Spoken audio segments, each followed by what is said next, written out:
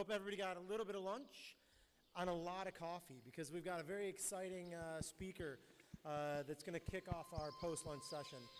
If you weren't here before, my name's Aaron Oliver. I'm going to be the MC. I'm the head of digital commerce for MasterCard, as well as the head of an industry group called Next Money DXB, where we bring FinTech conversations together as a knowledge partner for ArabNet, as well as throughout the year. So please check us out at nextmoneydxb.com. So Matthew Gardner, with an I, is the founder of a company called Catch London. And he is working with fintechs, VCs, investors from EMEA and I guess EMEA, and he's based out of London. So he's going to tell us a really interesting story. Most people talk about globalization, and he's going to talk about deglobalization and how there is a tale of two economies. So welcome, Matthew.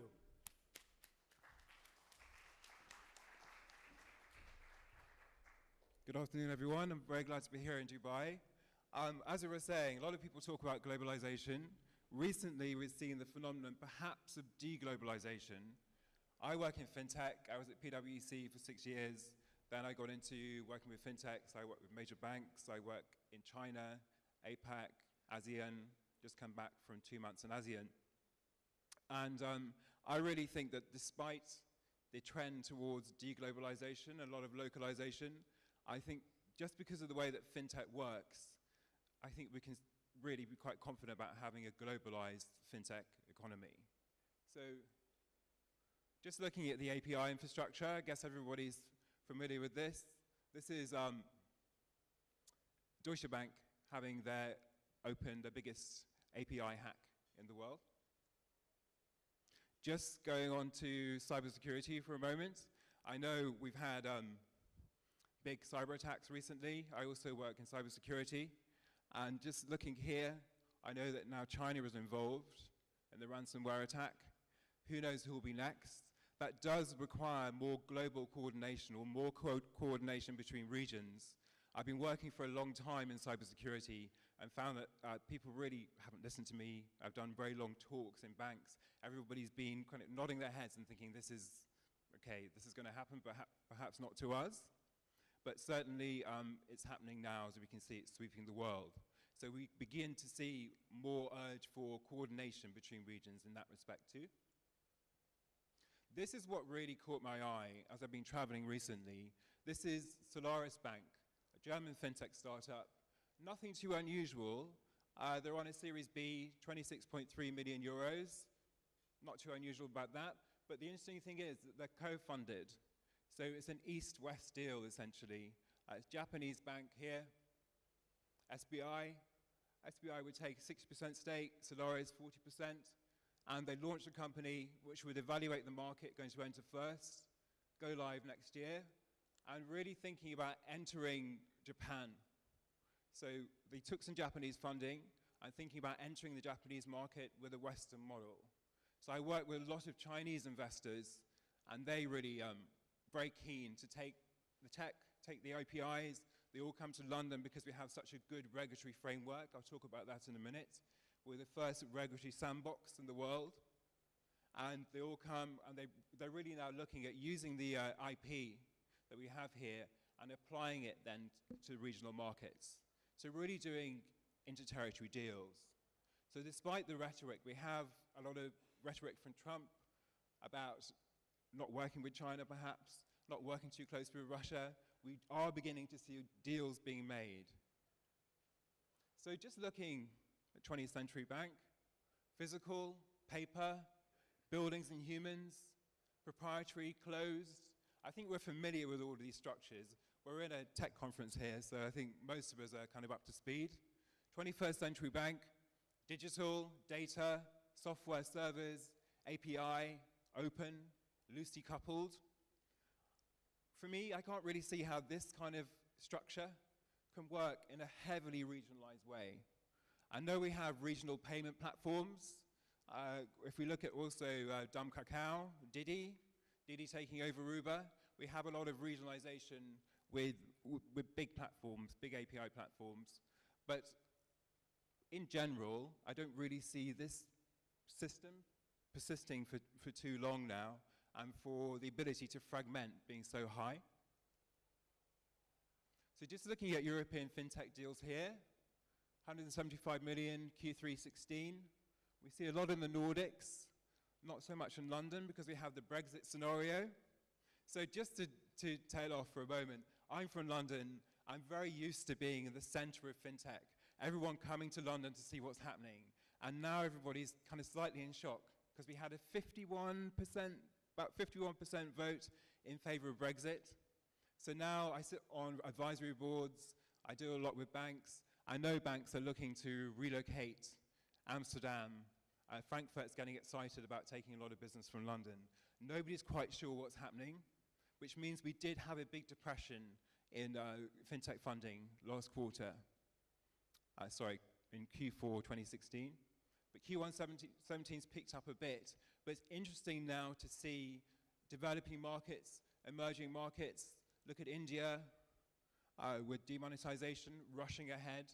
I know lots of AI companies, lots of cybersecurity companies, very busy in India now trying to catch up with this demonetization.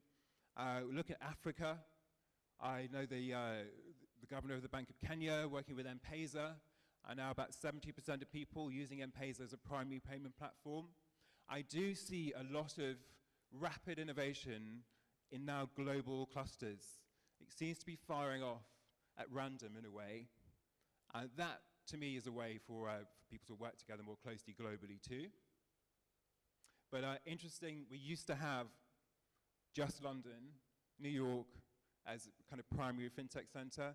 Now with Brexit, it's tailed off, but we see a big compensation in the rest of the world.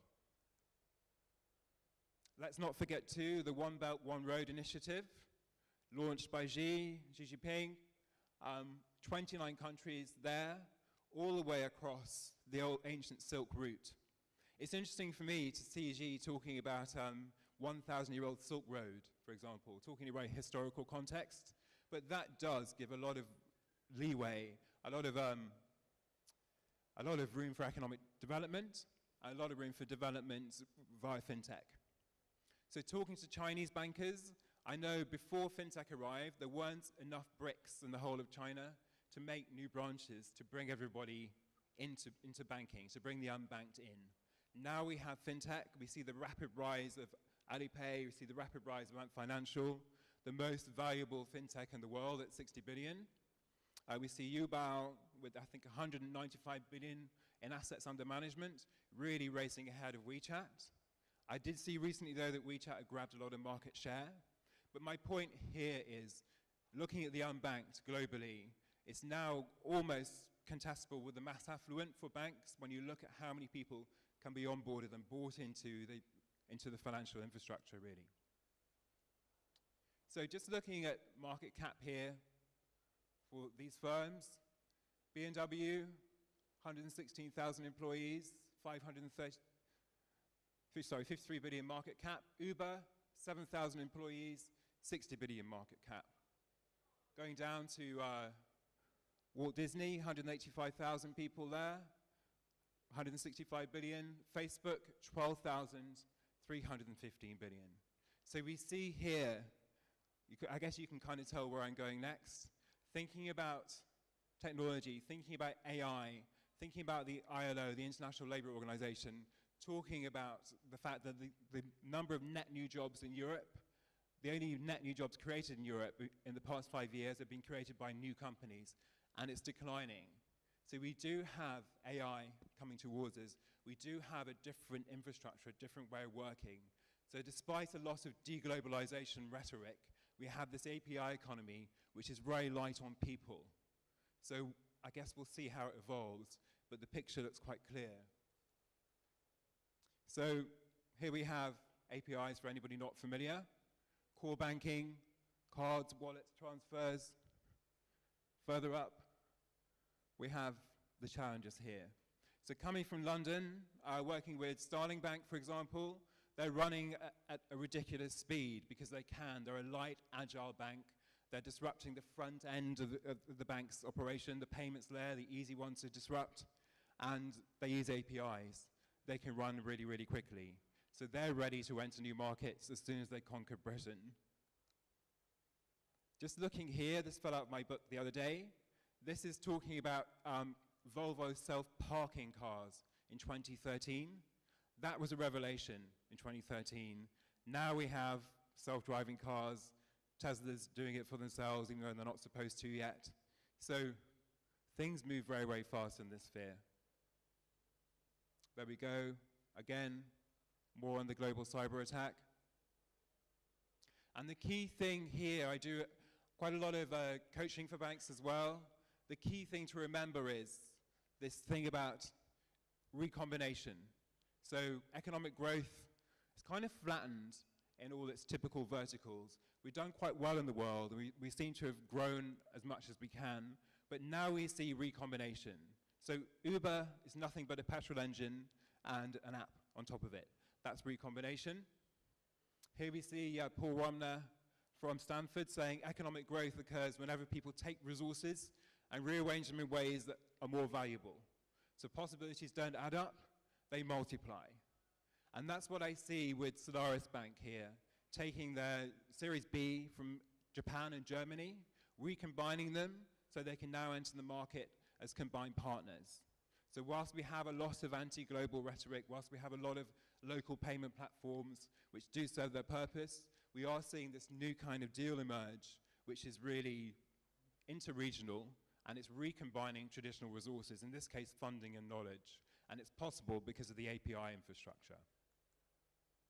So looking at FinTech investment through to Q316, it has tailed off. Q416, Q117, pretty similar. So it is maturing, but definitely the investment is there. China, just very briefly, looking at blockchain in China, one of the most interesting areas for me, UBS put me onto this one, looking at blockchain supply chain finance. So a lot of talk about blockchain. For me, it's not really ready for banks yet, because we don't know how to settle on blockchain. Obviously, blockchain is immutable. Settlement we need in banks. That's what we're based upon. Big back offices with settlement. Until we work out how to settle between blockchains, I don't think it will happen. So music is a very, very good example. Healthcare. I know NASDAQ private market does really, really well with blockchain because private market is no real need for settlement. Buy and sell, finish, close.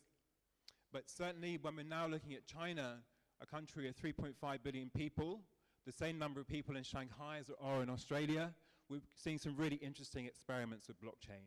So we'll see what comes out of it. I will certainly keep my eye on it to see what kind of interoperability standards happen there. So AI taken off dramatically.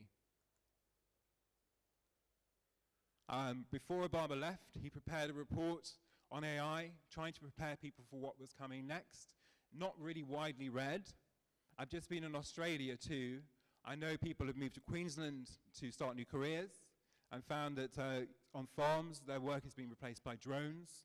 For truck drivers, they don't have work anymore because there are fully autonomous trucks. I took a coach from Frankfurt to Strasbourg the other week, and I didn't realize for a while, but that was pretty much autonomous. So we're really going to see, I would recommend reading this Obama report, a lot of incursion of AI. Again, a big reduction in labor.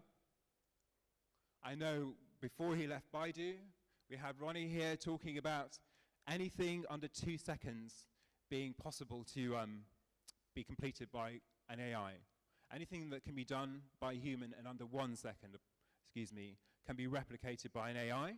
It doesn't sound like much, but if you break down a job into 1 second units, like maybe a caretaker, a security guard, you begin to see how AI can have a big incursion into that too. So certainly worth thinking about. We've just had a very big global cyber attack. I think the next big thing coming is AI. A lot of people talking about universal basic income. A lot of the Nordics working on experimenting with that. But again, to my point, we have a lot of anti-globalization rhetoric at the moment. We just see Macron elected in France, which has kind of maybe turned the tide for now. But I think when AI arrives, we'll begin to see more coordination as well. I mean, how do you deal with universal basic income if you haven't thought about it before? Big things to think about. There's also impact on commodity prices from increased amounts of technology. So I'm meeting someone tonight who's a global futurist. He can tell me where I can buy seeds which will flower in any color. He can tell me apparently how I can see teeth which will generate themselves. He can tell me about solar, what's happening with that, the price coming down. I don't know if you saw Tesla's solar tiles the other day. So now Tesla are going to give you a whole tile roof with, obviously, they have their new factory. So we begin to see this shift towards solar, perhaps, towards different commodities, a very big impact upon investments, and that has an impact for banks, has an impact for global outlook too. Here we are, race to for AI. So many startups being acquired here by really Google, Twitter, Intel, Apple. We know also about the big wealth, really, of Tencent, Alibaba, Facebook, Google, Apple, Amazon. I think that's about it. I call it TAFBAG, the big six there. Incredibly wealthy companies. We'll see what they do. They are a global force in themselves. And here, really just to finish up, this is Salesforce using Einstein AI, where before business really didn't have access to AI. They say they'll be using it with 1 billion users on Salesforce. So that's just one vertical. I think it's going to enter everywhere. You see how many startups are here as well in that field? Yeah. By quarter, again, very high. And global deal shape, just to come back to globalization, we have US obviously leading the floor at the moment, UK, Israel, another big force, India, France, Germany, Canada, and then other. But looking at the pace of innovation, the pace of change, looking at the fact that in 2013 it was quite amazing to have a self-parking Volvo, we wonder now what's going to be the next big thing, which country is going to come out with a new innovation in AI, and what kind of effect that's going to have on this rapidly changing political landscape we live in as well. So kind of whistle-stop tour, really, through my world from London. I think I'm quite lucky in a way, because we suddenly had Brexit. I woke up last June, whenever it was, and couldn't believe that this might be going to happen. It's not certain yet, but that's forced me out of my comfortable position in London and out into the rest of the world for longer periods. I can see now how really the API infrastructure enables economies to change very, very rapidly. Looking at Estonia as well with their e-citizen. Estonia was forced to have an e-citizenship program. That's changed the way the country works. All I know is that as soon as the money moves and as soon as it moves through FinTech, kind of politics move with it. So a lot of rhetoric about deglobalization, but we'll see what FinTech and technology have to say about it. So after that quick tour, does anybody have any questions, or you kind of running it through your heads?